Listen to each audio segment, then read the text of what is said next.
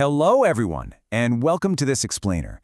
I am super excited to be your guide today as we unlock the secrets of the TOEIC exam.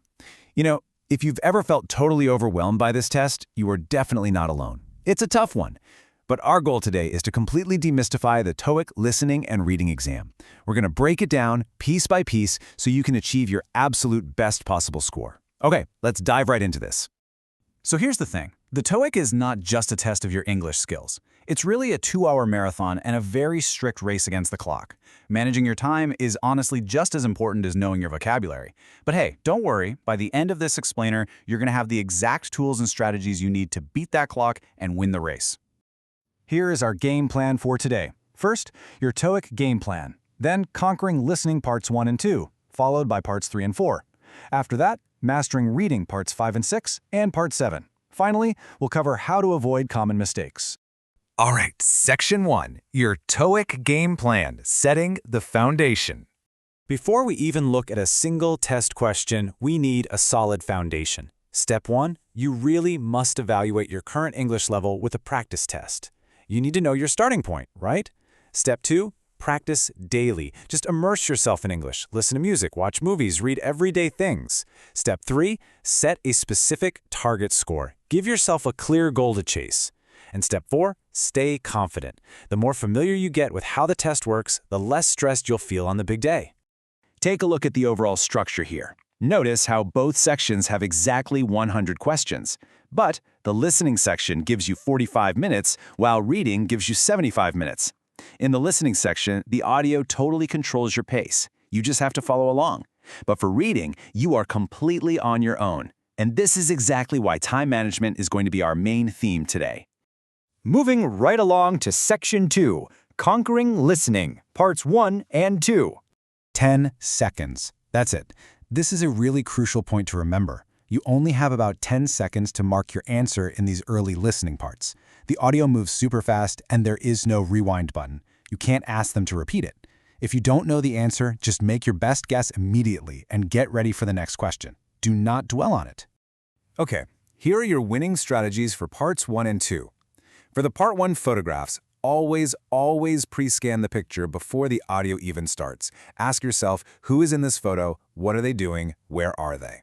Listen very closely for present continuous verbs, words ending in ing, like is holding or are walking. For Part 2, focus all your brain power on the very first word of the question. Words like who, what, or when tell you exactly what kind of answer to listen for. Finally, use the process of elimination. Cross out the obvious wrong choices, and please beware of homophones. Those are tricky words that sound similar but mean different things, like work and walk. Now, we need to talk about the being trap. This is such a common trick in Part 1. So imagine you see a photograph of an empty office, and one of the answer choices says, the machine is being repaired. It's a trick. The word being almost always means a person is actively doing that action right now. So if there are absolutely no people in the photo doing the action, instantly eliminate any choice with the word being. Section 3, Conquering Listening, Parts 3 and 4. If you remember only one single thing about these longer listening sections, let it be this golden rule. Read the questions before the audio begins. You absolutely must use those brief pauses in the audio to quickly preview the next 3 questions. Doing this primes your brain to catch the exact details you need once the speaker starts talking. It is a total game changer. For these longer conversations and talks, your strategy has to shift. First, try to identify who the speakers are and what their relationship is. Are they coworkers? Is it a customer talking to a shop clerk? Next, follow the flow of the conversation. Usually the intro gives you the main topic, the body gives you the details, and the conclusion tells you the next steps. It's totally fine to take very brief notes of key words, but mark your answer on the sheet right away. And keep your ears wide open for synonyms. The correct answer will very often paraphrase what was said in the audio, instead of using the exact same words. Shifting gears to the reading test now. Section 4. Mastering Reading, Parts 5 and 6. 30 seconds. That is your absolute strict time limit for each question in Part 5. To survive the 75-minute reading section, you simply cannot spend a full minute thinking about one grammar question. You must aim for a maximum of 30 seconds per question here. You have to save your precious time for those really long reading passages at the end. So how in the world do you answer a question in 30 seconds? Well, look at these shortcuts. First, identify the missing part of speech. Do you need a noun, a verb, or an adjective in that blank? Look for time signals, like the words yesterday or tomorrow, to quickly pick the right verb tense. Don't overanalyze the whole sentence in Part 6. Usually, you just need to look at the words immediately before and immediately after the blank space. If a question is too hard, skip it. Seriously, skip it and come back later. Finally, start learning collocations. These are words that just naturally go together in English, like make a decision or take responsibility. Section 5, Mastering Reading, Part 7. This is the big one. Reading the entire passage from start to finish is a massive waste of time. Don't do it. Instead, use this 4-step method. Step 1, read the questions first so you actually know what you are looking for. Step 2, quickly skim the passage just to understand the main idea. Step 3, scan the text really fast for specific keywords from the questions, like people's names, numbers, or dates. Step 4, when you get those tricky multiple texts, like an email attached to a schedule, be ready to compare information across both documents to find your answer. And finally, Section 6, Avoid these common mistakes. Please remember this rule.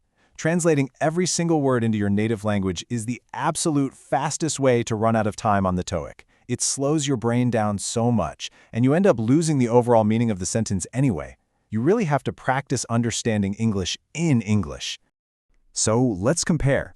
An ineffective habit is translating every word and getting stuck staring at a single hard question. The winning strategy?